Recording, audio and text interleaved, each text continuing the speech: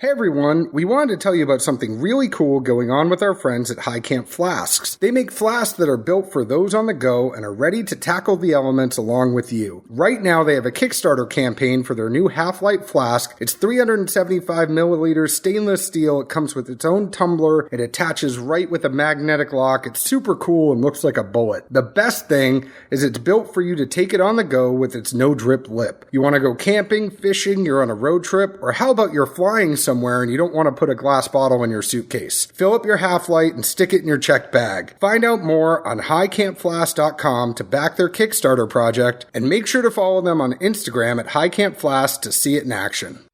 What are you, brushing your teeth with gin? No, that's the bourbon. Oh, that was the bourbon? Yeah. Brushing your teeth with gin. That sounds like a Tesha move. I'm not emo, millennial, 20-something-year-old hipster female. I wonder what's going on in Tesha's world today. Maybe I should follow her blog.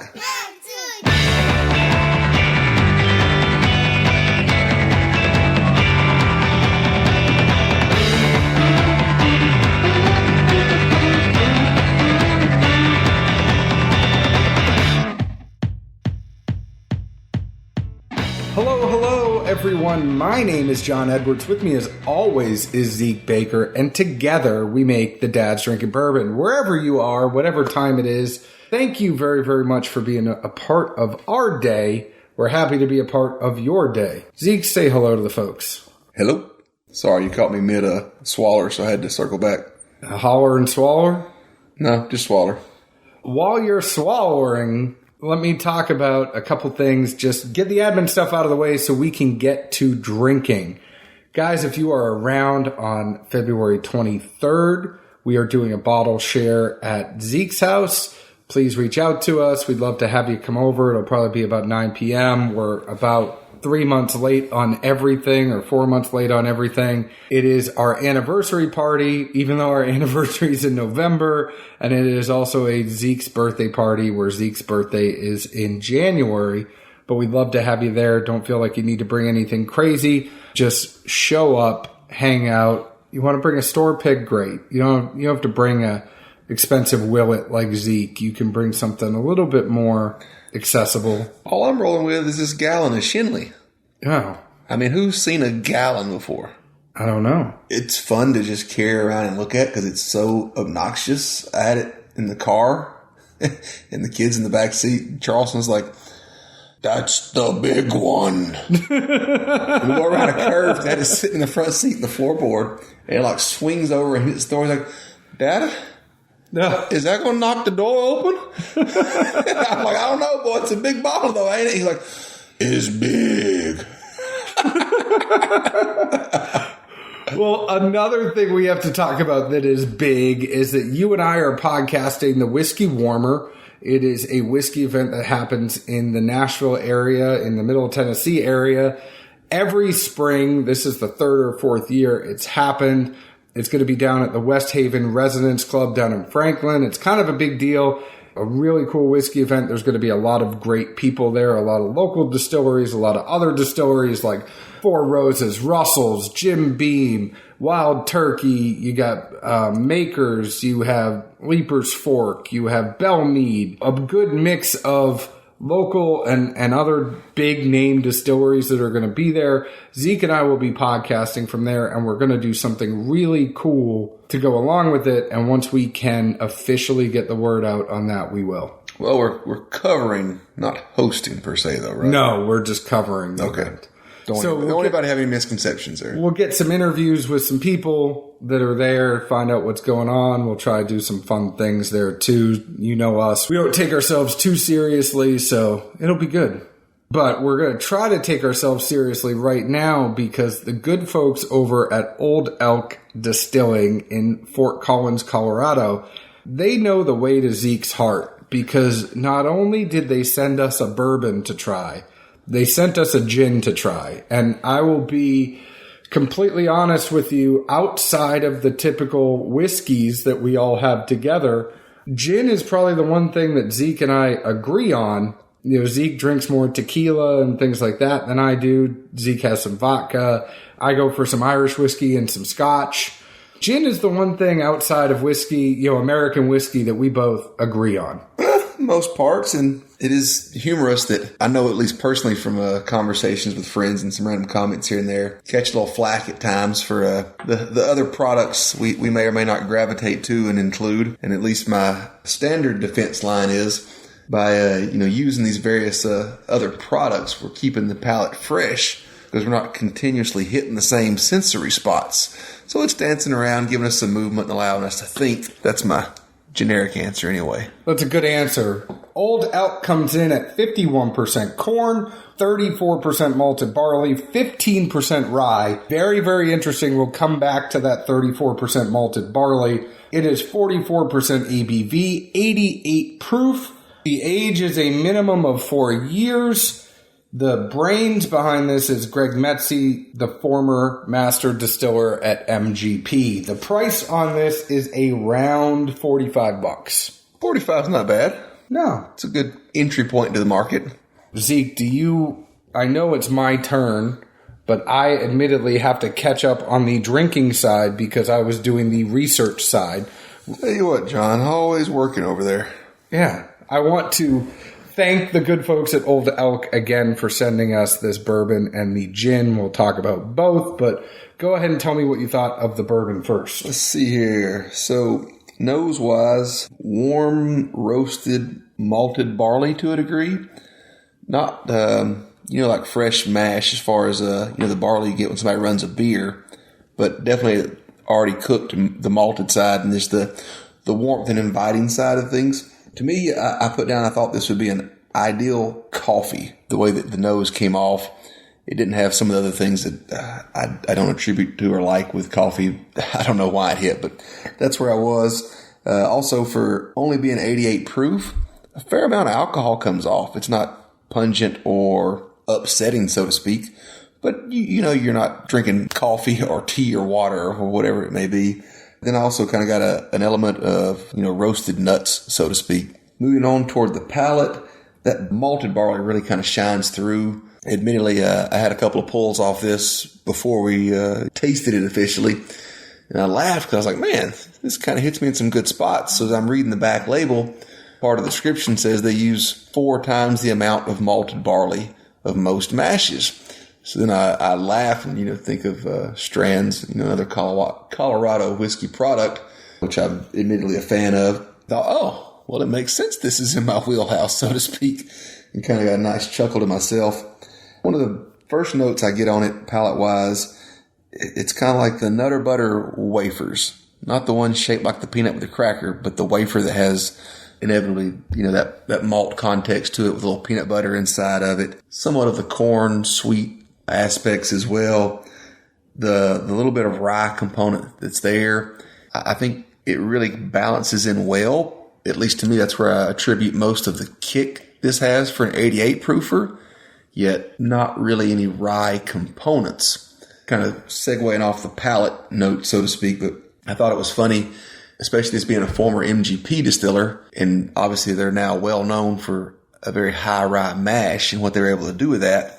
And this is essentially the inverse with the rye and the malted barley flipped. The two characteristics still, extenuate each other very well. And I like this overall. Sorry, you kind of caught me mid-palate notes. So are you saying you're a buy without even getting there? I'm saying I need about 2 more tastes to finish up my palate notes. I agree with a lot of what you said, good counselor. I got on the nose some malt, some toffee, caramel, honey. It was sweet and nutty. I know sweet is not a good nosing note, but just all sorts of sweet things that are there. Candy, the honey, sweet caramel. It wasn't an over knock your socks off nose in the sense of like it was very pronounced. I think the 88 proof means you kind of have to really get in there to get to the subtleties, but it was a nice nose. It was a generally sweet, nutty, malty nose with the honey and the caramel, but it was good. The taste, I got slight corn and peanuts, but I wrote not in the way that Zeke doesn't like. So it was there. It kind of reminds me of the last show we did with Booker's, that if that corn and peanut is presented in the right way, Zeke's kind of more behind it than he would be if it's more just corn forward. I got caramel, vanilla, slight fruit. The kick that you were talking about, for me, is a little more oaky than rye. It kind of has like it's light, and I hate saying thin. I like using light more than thin because thin, the connotation for me for thin is that there's no flavor. But it was 88 light. proof, so yeah. It's not going to be overly dense. No, but it was light, right? The flavor was there, and I think it was distilled very well. But it was light, but it had a little bit of an oak kick to me. I didn't get a lot of spice kick, and maybe that's because we're used to higher proofers and that real tingle, but it was the finish short to medium, but I thought this was a very good, you need those whiskeys that you're going to be able to sit there and actually enjoy, right? If it's the summer or if you need a lighter pour, you need something to break up the monotony of 100 proof and higher. This is a very, very good 90 and below daily drinker. Yeah. I mean, tasting it a time or two more now, it just really reiterates to myself the rye that's there is enough to give it a little bit of a punch at a lower proof. So I think it packs more. Okay, I get it now. It packs more than the label says necessarily. Yeah, I get a little bit of that tingle now. Sorry. And kind of on the very back end to me, as the initial barley note kind of moves out, it really leaves behind. I get some sweet vanilla and fruits, nice little sugary characteristic. There is a little bit of age there. I mean, you're not drinking shine or anything that's super light tasting. Minimum of 4 years, possibly some older dumped into the blend. It's got enough texture to where it's not green, I guess. Yeah. No, I'd agree with you on that. It's pretty easy. I would still pick this up at 45. I agree. I would have one. My only complaint would simply be this just usually hits me in such a good spot that I can do some damage at 88 proof, and inversely, $45 a bottle does a little more damage to my wallet than I prefer. I'd agree with you on that. I think it's just, if this is the type of stuff that Greg is going to do outside of MGP, and I know that he's been a consultant and has helped a lot of other distilleries get going, and a lot of other distilleries that have either used MGP or that are coming into their own, man, there's a lot of good stuff coming in the future then. No, if this is what he's, if you look at his resume, it's pretty damn impressive. Yeah, I'd like to see where this line goes, what they have as far as, somewhat little more aged offerings, obviously a higher proof. As far as newer releases and things you and I have never heard or seen of, this one jumps up pretty high on the getting my attention scale. And I think that's probably where I'm at a buy more than not, is because I am so surprised. I am like, wow. We get some of these things sent to us and you never know what's going to happen when you actually have it. Completely blew away my expectations for it. I'm telling y'all, I want the equivalent of this in a coffee. And I don't drink coffee, but that's just what I keep getting because that kind of warm roasted nuts aspect of it, I don't know. I don't understand how you can have two kids and not drink coffee. Why? I have like a caffeine IV in me, basically, with one kid. I'm high on life, John. Let's talk about this gin here for a second, because they sent us the Dry Town gin as well. This is a $35 bottle. It's 46% ABV, 92 proof. It's made from 10 botanicals through 18 hours of a soak and vapor extraction process. It's got juniper, orris root, sage, orange, lime, angelica root, black pepper, ginger, lemongrass, and French vervini. It sounds like an amazing stir-fry dish to me. I know. I mean, it's just missing some rice and chicken, and we're going to have a great time. Man. It's funny because I don't think I've ever had a nose like this off of a gin. The nose is crazy. Did it show the mash or no? No. Sorry, we're admittedly slow on gin, so to speak. And I've seen from various places the mashes can vary somewhat drastically. I just never know how much the mash weighs into the gin, or if it's simply how you put the botanicals into it, and that clear juice is clear juice. I feel like this could go very, very, very well with sushi. Probably. It would be so good with sushi. At 92 proof, the alcohol does not come off or hit hard. I don't get any of the pine that I usually find off-putting to most gins. And probably for that reason alone, the reason for quite a few years, I wouldn't even touch a gin product. Just that whole pine sappy aspect. You know, you grew up in Northwest Georgia and you pick up pine cones every summer because your parents make you for a few hours a week. You just don't like pine. There's a little bit of pine in there, but the biggest one I kind of get out of this is like ginger. And I mean, I think that's where I say it's got that Asian food note to it. It's all that ginger. And I think this would make a good mule, especially on that ginger theme, or even a blend with tequila and some other mixer. Put like a smoky mezcal in there with this ginger. I don't know what ratio I'd use, but man, I like this as it is too. There's so much going on. It's not off-putting. That's why I think as a mixer, it's going to offer a plethora of options to people that are much smarter than you or I. And I'd be interested to have like a bartender on, and I think we're going to do some events here soon where we will get with some bartenders and talk a little bit more about some of those things and how you would pick something. But with 10 botanicals, there are so many options and so many little subtleties that I could sit here, 15, 20 minutes is not enough time to really get into this. Kind of laughably as I look at it, it's dry town gin. I know gin always gets the dry name. This isn't overly dry. I mean, it doesn't have that, I guess what I would attribute to like a ethyl or isopropyl alcohol where obviously it just evaporates real fast and you get that dry sensation even if it's on your skin or something. But this has good flavor, doesn't it? You're not dehydrated from it. I'm going to buy multiple bottles on that one.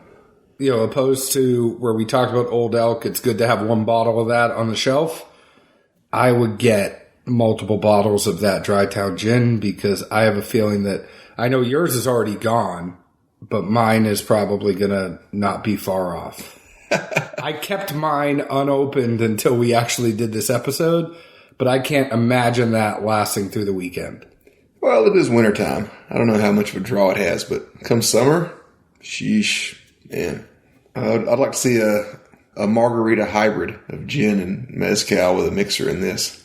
Ooh, that'd be interesting. I got a new project. Anyways, go ahead and find us on Facebook at Dad's Drinking Bourbon. Find us on Twitter at Bourbon Dads. Find us on Instagram at Dad's Drinking Bourbon. Join our Facebook group. We would love to have you on there. I know you've already found us on your favorite podcast app, but please go ahead and leave us a 5-star review. Tell us why you like us. Zeke, where else can the folks find us? This Friday in Clarksville, Tennessee at the Four Roses charity function sponsored by Lauren Simpson. It is a charity for the Special Ops excursions, and one we are looking forward to would be an understatement. The following night, we'll be having a bottle share, as mentioned, over at the B&B house. If in town and interested, please shoot one of us a PM. We can give you all the details for that. It's just going to be a good time. Lots of good people in town this weekend. Good times, great oldies. There's plenty of things we say we are looking forward to or can't wait to happen, but this weekend's going to be a good one. Agreed. Come hang out with us. Cheers. Ciao.